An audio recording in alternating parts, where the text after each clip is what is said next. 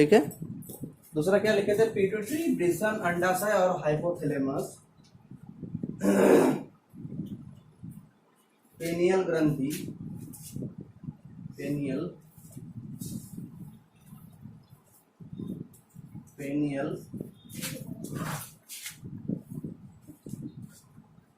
ग्रंथि है, मतलब किस प्रकार की ग्रंथि है, हम क्वेश्चन पूछना चाह रहे हैं, ठीक है ना।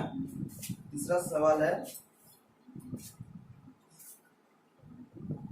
कि उस ग्रंथि का नाम बताएं,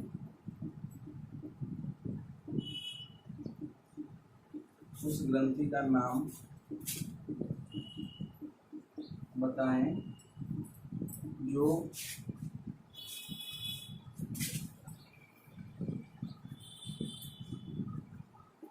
द्रव्य संतुलन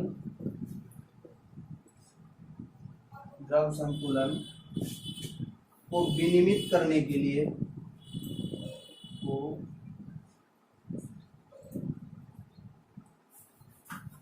द्रव्य संतुलन को विनियमित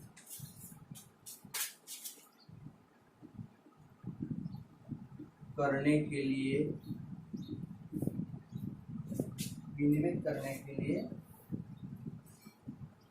गुर्दे पर कार्य करती है, गुर्दे पर कार्य करती है, ठीक है। नेक्स्ट क्वेश्चन, कौन सी ग्रंथि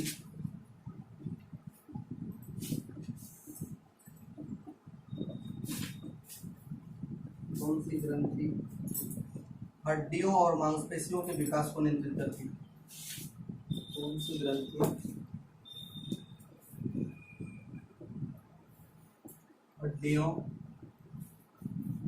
और मांसपेशियों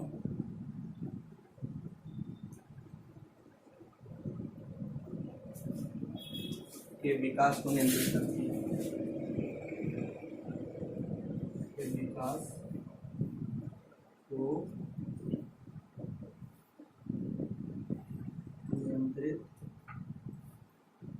पर इतने सवाल का जवाब आप लोग लिख दीजिए, फिर आगे के सवाल की ओर हम लोग आगे बढ़ेंगे, ठीक है ना।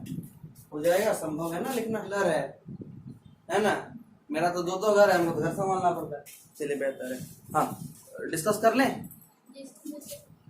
सवाल देखिए बहुत ही मजेदार है। क्या हुआ, उधर से स्टूल लाना है और एक लेते आइए अगर चाहिए तो, अगर इधर लिखना है रख के तो एक स्टूल ले आइए, रख के लिखिए, जिनको भी दिक्कत हो रहा है।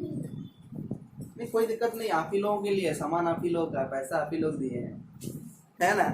तभी आया है सामान। कल एक बार बोर्ड गिर गया, एक और नाट इधर का चढ़ गया, गुस्सा से मन तो के रखा वाली का और फेंक दे बेसी को बोर्ड।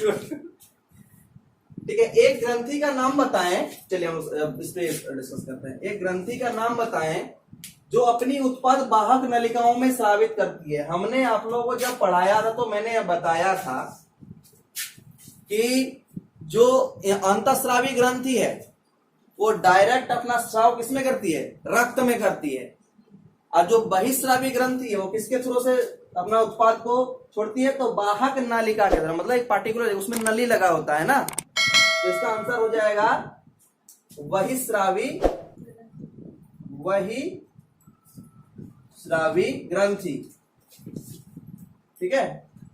ये हो जाएगा बहिस्रावी ग्रंथि, कोई दिक्कत, आंसर हो गया। देखिए क्वेश्चन इतना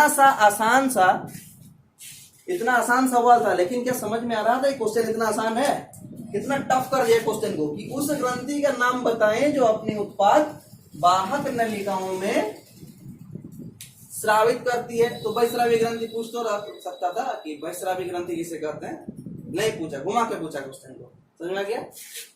धूप लग रहा है,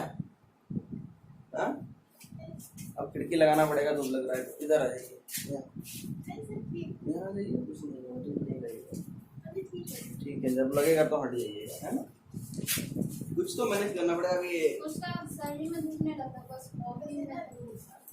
में तो पता है, ठीक है, हो गया। कहता है पिट्यूटरी, वृषण, अंडाशय, हाइपोथैलेमस, पेनियल ग्रंथि है। ये किस प्रकार का ग्रंथि है, बहिस्रावी है कि अंतःस्रावी है, ये जो ग्रंथि का नाम आप देख रहे हैं, पिट्यूटरी हो गया, ब्रिशन हो गया, अंडाशय हो गया, हाइपोथैलेमस हो गया, पेनियल। पेनियल होता है यहाँ पर ब्रेन में। पिनियल कहाँ पे होता है? ब्रेन में होता है ना। पिट्यूटरी होता है यहाँ पे कपाल में होता है ना। ये किस प्रकार ग्रंथि है? इसमें वाहक नलिका लगी होती है क्या? नहीं होती है। तो क्या है? ये अंतस्रावी ग्रंथि है। ये है अंतस्रावी ग्रंथि, ठीक है ना। आंसर हो गया आपका, ठीक है। तो किस प्रकार ग्रंथि है? तो अंतस्रावी ग्रंथि है। कोई दिक्कत तो नहीं है। अब अगला सवाल आपको क्या पूछा गया है? उस ग्रंथि का नाम बताइए जो द्रव्य संतुलन को विनिमय करने के लिए गुर्दे पर कार्य करती है। मतलब आपके शरीर में जो ब्लड है वो किस तरह से फिल्टर होगा, है ना। जो अपशिष्ट पदार्थ है उसको बाहर निकालना है, कितना फिल्टर करना है, कौन इसको निर्णय करता है? सही जा रहे कौन करता है? जो आपके अनैच्छिक क्रिया है, जिसपे आपका कंट्रोल नहीं होता है, जो आपके मन के अनुसार चलता है, वो अपने मन से चलता है, उसको कौन कंट्रोल करता है? हाइपोथैलेमस करता है ना। नहीं समझे, मैं फिर बताता हूँ। देखिए, आपको भूख लगा है ना आपको, आप खाना खाते हैं तो क्या खाना आपको भूख पूछ के आता है कि आऊं कि ना आऊं? अपने आ जाता है। आपको नींद लगता है तो पूछ के आता है कि नींद आऊं कि ना आऊं? अपने आ जाता है। किसी पे गुस्सा दिखाना है, पूछ के आता है गुस्सा करूं कि ना करूं? अपने आ जाता है। उसी प्रकार आपका किडनी को बोलेगा कि आपका किडनी पूछेगा आपसे कि कितना लीटर ब्लड को फिल्टर करूं, 20 लीटर, 10 लीटर, 5 लीटर? नहीं पूछेगा, अपने मन से कार्य करता है। तो जो अपने से कार्य यानी अनैच्छिक क्रिया जो है वो हाइपोथैलेमस के द्वारा नियंत्रित होती है, ठीक है। जिसका आंसर हो जाएगा हाइपोथैलेमस। क्या आंसर हो जाएगा? हाइपोथैलेमस, ठीक है, हाइपोथैलेमस, ठीक है ना। कोई दिक्कत तो नहीं है। अगला सवाल है, कौन सी ग्रंथि हड्डियों और मांसपेशियों के विकास को नियंत्रित करता है? कौन सी ग्रंथि हड्डियों और मांसपेशियों, मतलब अगर किसी के शरीर में वो हार्मोन कम निकलेगा तो क्या रह जाएगा? ठीकना रह जाएगा। ठीकना मतलब समझ रहे हो? नाटा रह जाएगा। और कोई होता है कि उसमें ज्यादा निकल गया तो वो बहुत लंबा चौड़ा पूरा फैला हुआ शरीर बन सकता है, छत में भी टकराए हो सकता है। तो कौन सी ग्रंथि उस हार्मोन को निकालती है? विकास हार्मोन कौन निकालती है? ह्यूमन ग्रोथ हार्मोन, है ना। ह्यूमन ग्रोथ हार्मोन कौन निकालती है? तो उसी को हम लोग बोलते हैं पीयूष ग्रंथि। पीयूष ग्रंथि, इसी को हम लोग पिट्यूटरी भी बोलते हैं ना।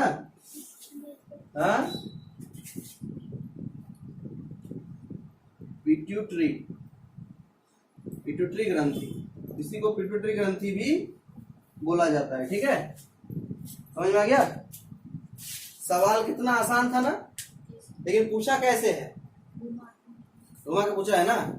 एग्जाम में भी यही चीज रहता है, सवाल आसान ही होता है, पूछा घुमा के जाता है, ठीक है।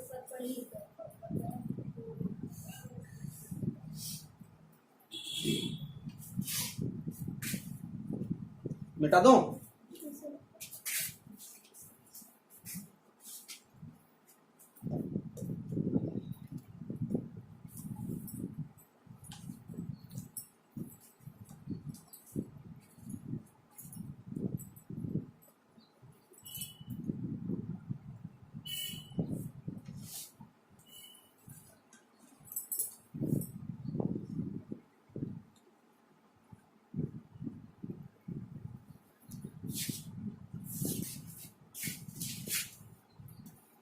तो अपने छूट जाएगा। आलसी आदमी हर चीज का शॉर्टकट खोज लेता है ना। शॉर्टकट में कैसे निकलना है वो किसी भी ऑप्शन। आलसी आदमी, भले आलसी आदमी वो लोग गाली देते हैं, है ना। बुड़बक है जिंदगी में सफल। अरे भैया कुछ नहीं, आलसी आदमी जो है ना, आप बड़े तरीके से कर रहे हो, उसी का वो शॉर्टकट निकाल देगा, कंफर्म है उसका शॉर्टकट निकालेगा, ठीक है। सवाल, कौन सी ग्रंथि, कौन सी ग्रंथि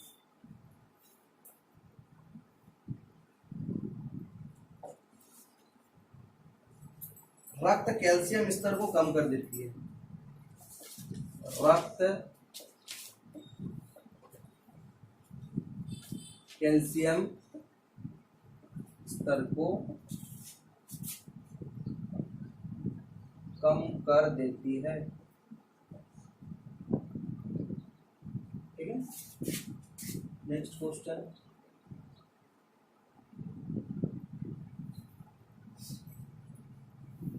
पिट्यूटरी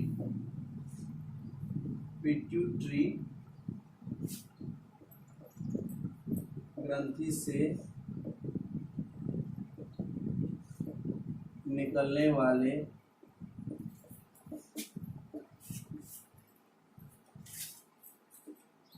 हार्मोन को कौन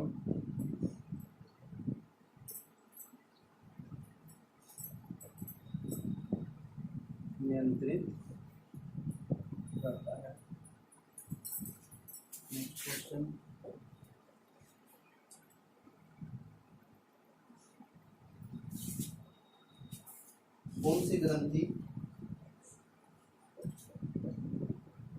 कौन सी ग्रंथि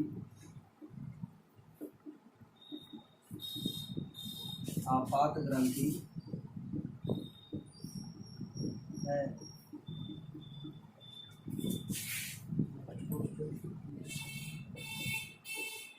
पाचन क्रिया किस अंग में होती है? किस अंग में होती है? Next question. भोजन का पाचन क्रिया, भोजन का पाचन क्रिया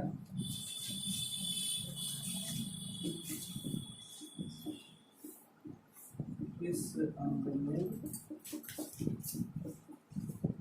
लगभग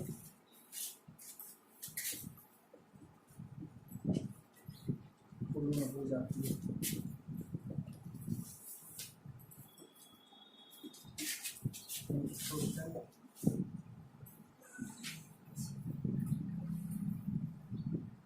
शरीर में किस अंग में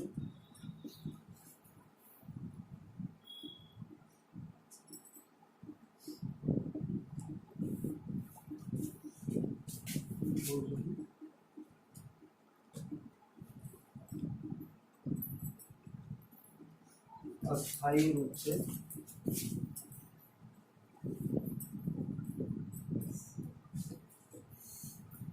जमा रहता है? ठीक है, अगला क्वेश्चन।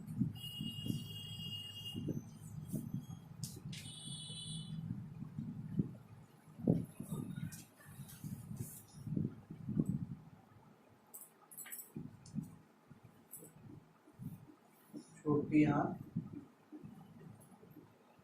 के ऊपरी भाग क्या कहा जाता है?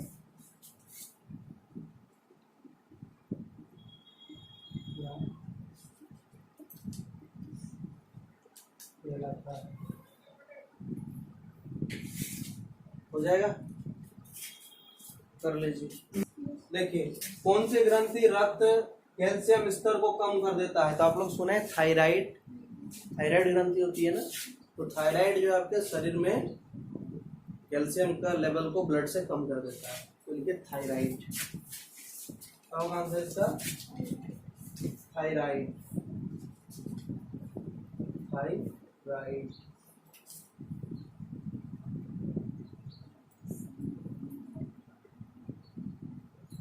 थायराइड हो गया। कहता है थायराइड। अच्छा, अगला सवाल है, पिट्यूटरी ग्रंथि से निकलने वाले हार्मोन को कौन नियंत्रित करता है? पिट्यूटरी ग्रंथि यहाँ पे होता है ना, यहाँ इसको मास्टर ग्रंथि बोलते हैं। इसको, इससे जो हार्मोन निकलती है इसको कौन कंट्रोल करता है? यहाँ हाइपोथैलेमस, कौन करता है? हाइपोथैलेमस। इसका आंसर क्या हो जाएगा? हाइपोथैलेमस।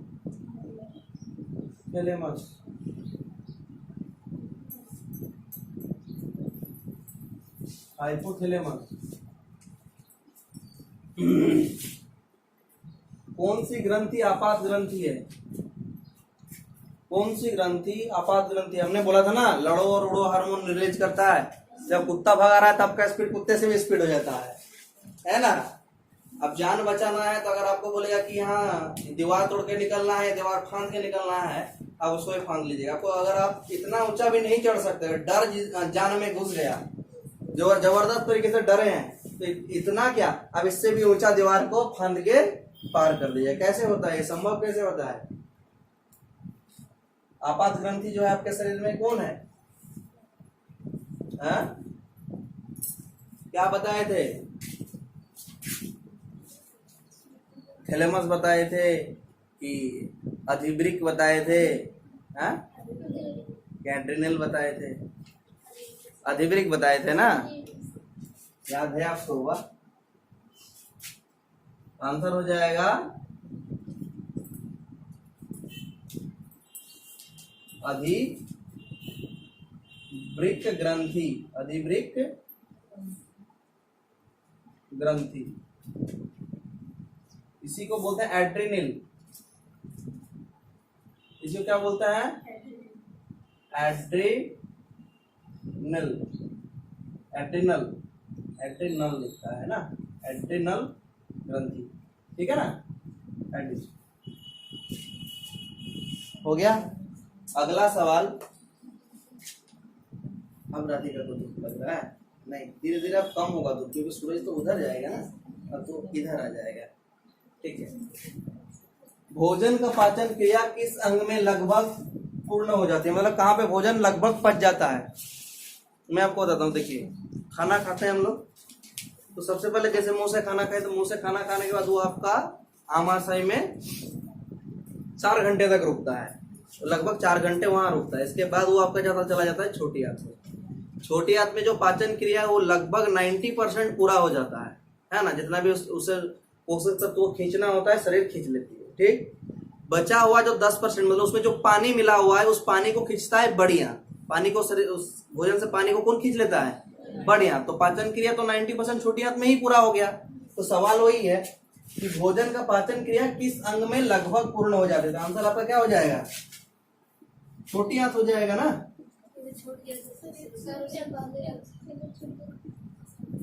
छोटी आंत। अच्छा,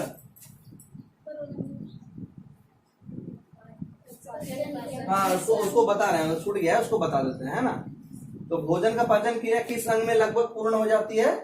और छोटी आंत में। तो भोजन का जो पाचन होता है शुरू कहाँ से होता है? मुंह से। और खत्म कहाँ पे होता है? गुर्दे में जाके, है ना। लास्ट एनएस में जाके खत्म होता है। स्टार्ट होता है मुंह से और एनएस में जाके खत्म होता है। तो ये जो पूरा सिस्टम है, तो पूरे सिस्टम को क्या बोलते हैं? पूरे सिस्टम को बोलते हैं आहार नाल। पूरे सिस्टम को क्या बोलते हैं? आहार नाल। ठीक है। मुंह से गुर्दे तक की जो पूरा सिस्टम है उसी को बोलते हैं आहार नाल। तो भोजन पाचन क्रिया किस अंग में होती है? तो पूरा आहार नाल। अगर मुंह में गया, आमाशय हुआ, अग्नाशय, छोटी आंत, बड़ी आंत, एक्सक्रीटरी सिस्टम में चला गया, तो पूरा जो भाग है उसी को बोलते हैं आहार नाल। और भोजन क्रिया का 90% पाचन होता है वो छोटी आंत में हो जाता है। ठीक है। अगला सवाल है, शरीर में किस अंग में भोजन अस्थायी रूप से जमा रहता है? हमने कहा 4 घंटा किसमें जमा रहता है? किसमें रहता है? मैंने इसका आंसर बताया था, इसी का आमाशय बताए थे ना। आमाशय में कितने घंटे रहते हैं? लगभग 4 घंटे। और आमाशय से कौन सा एसिड निकलता है? आमाशय से HCl निकलती है। आमाशय से क्या निकलता है? HCl, हाइड्रोक्लोरिक अम्ल निकलती है ना। और क्या करते हैं उसमें? आप जो मान लीजिए कोई कीड़ा खा लिए, खाने का कीड़ा नहीं जा सकता अंदर, कीड़ा मकोड़ा कुछ भी खा लिए, तो कीड़ा मकोड़ा खा लिए तो क्या करेगा? आपको शरीर में हानि करेगा। लेकिन वो क्या रहता है? HCl मतलब एसिड है। और किसी पर एसिड डाल दिएगा तो क्या होगा? मर जाएगा। मर जाएगा ना, जल जाता है ना एसिड से। तो इसीलिए आपका आमाशय में भोजन 4 घंटे तक रहता है, ताकि उसमें जो भी मतलब जीवाणु वगैरह है, बैक्टीरिया वगैरह है, वो मर के खत्म हो जाए, ठीक है। लेकिन अगर वही एसिडिटी ज्यादा एसिड का लेवल ज्यादा हो तो आपको क्या बोलते हैं, खट्टा डकार आ रहा है, गला जल रहा है, एसिडिटी हो गया, बोलते हैं ना। समझ में आ गया? एक बूंद निकलता है दिन भर HCl। आपका शरीर भी बड़ी स्मार्ट है ना, कब क्या निकालना है उसको पता है, ठीक है। छोटी आंत के ऊपरी भाग को क्या कहते हैं, छोटी आंत होती है ना, छोटी आंत को जिस तरह से दिखती है ना, ठीक। यहाँ पे आमाशय के साथ जुड़ी रहती है, यहाँ है ना, हाँ बोलिए ना, बैठिए, बैठना है तो बैठ जाइए ऊपर।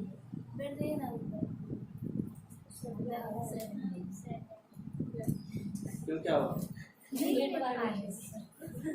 ऊपर बैठ जाइए, बैठ जाइए ऊपर, ऊपर बैठ जाइए, कोई दिक्कत नहीं। अब आप भी थोड़ा कर दीजिए, एक स्टूल को हटा दीजिए, है ना। अब आपको अच्छा लग रहा है लिखने में, अब सुविधा होगा, है ना। हम बोले सर कितना परेशान करता है, हम लोगों को रूम में बैठा के पढ़ाते हैं, इसीलिए मैंने 10 का कैपेसिटी ही रखा है, ज्यादा नहीं रखा था, समझ गए, ठीक। तो ये जो है ये मध्यांत जिसको बोलते हैं, इसको क्या बोलते हैं, मतलब छोटी आंत के ऊपरी भाग को, ये ऊपरी भाग है ना, ये ऊपरी आंत को क्या बोलते हैं, मध्यांत। क्या बोलते हैं इसको, मध्यांत। लेकिन यहाँ से मध्यांत कहीं पे लिखा ही नहीं रहेगा, क्या लिखा रहेगा पता है आपको, हैं? जजुनम। और ऊपरी वाला एकदम ऊपर का जो भाग है, यहाँ इस तरह से मुड़ा रहता है ना, इसे को बोलते हैं ड्यूडेनम। ऊपर एकदम ऊपर में जो आमाशय के पास से जो भाग मुड़ता है उसको बोलते हैं ड्यूडेनम, और ये जो भाग है इसको बोलते हैं जजुनम। ये जो भाग है इसको बोलते हैं, ठीक है।